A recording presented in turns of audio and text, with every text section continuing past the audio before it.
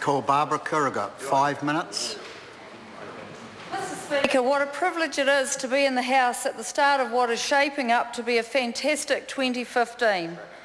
The government is one that's constantly making leaps and bounds in all sectors. We're working for families across the board in business, healthcare, social welfare, housing affordability and employment, all with the end goal of a more prosperous future for everyone in New Zealand.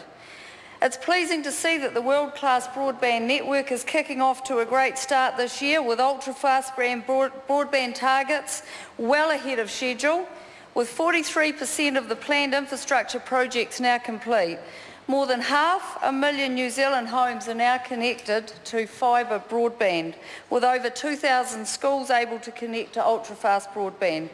Mr. Speaker, yesterday it was announced that 14 new RBI towers have been completed, which means extended cell phone coverage for the remote areas of New Zealand, making it easier to deal with emergencies, transport logistics and road safety issues. The government is investing $300 million in the Rural Broadband Initiative with the same level of investment from partners, meaning high-speed wireless broadband to enhance communities in some of our remotest parts of the country. One of the biggest jumpstarts to come from the implementation of these broadband towers is the boost to New Zealand's rural economy. That will occur by enabling those in our community the use of the latest farming technology and agri-innovation. As a farmer, I know how important it is to be able to track fertiliser, irrigation, rainfall, and digital communication enhanced by good internet enables this to happen. Reliable access to the network at home and at work on these high-speed networks means more employment, more study options for young people, higher business productivity with access to online services and the ability for rural businesses to connect with markets and customers in other parts of New Zealand and overseas.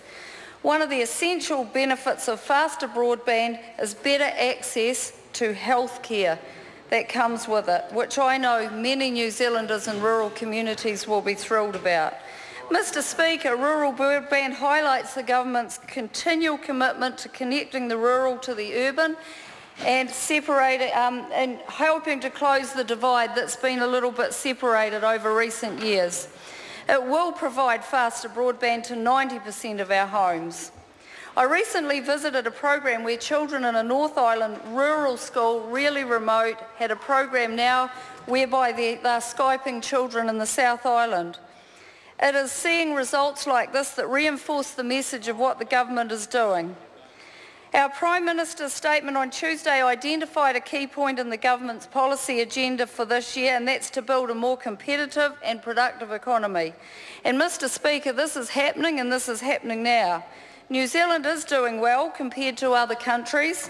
Our economy is growing, employment is increasing and wages are rising. Investment and exports make a stable basis for an expanding economy that our nation has. And at the forefront of our measures for a competitive and productive economy, Mr. Speaker, are our game-changing trade agreements, including negotiating the Trans-Pacific Partnership, where we can rest assured that the government is ensuring that the total best interests of New Zealand are being served. Mr. Speaker, this government was recently elected again by the people of New Zealand for many reasons, and one of these was to ensure a better future for all Kiwis. New Zealanders elected us because they know we have a track record of delivering results. And no matter how many disparaging comments the other side of the House throws at us, Kiwis know that this government is implementing measures that are putting New Zealand on the map in the international trade market. We're increasing exports and subsequently increasing the quality of capital for those Kiwi-owned family businesses who are now open to more channels of exports. Mr. Speaker, in rural regions such as Taranaki King Country, roading projects are welcome news and will lead to greater accessibility and safer roads to travel on, reducing the number of accidents. Awakino Gorge has been prioritised as a focus for the government to improve safety in this area, and as an MP, I'm really excited about this. So, Mr. Speaker, We are delivering outstanding results in 2015 and beyond, and I'm looking forward to the future. Thank you.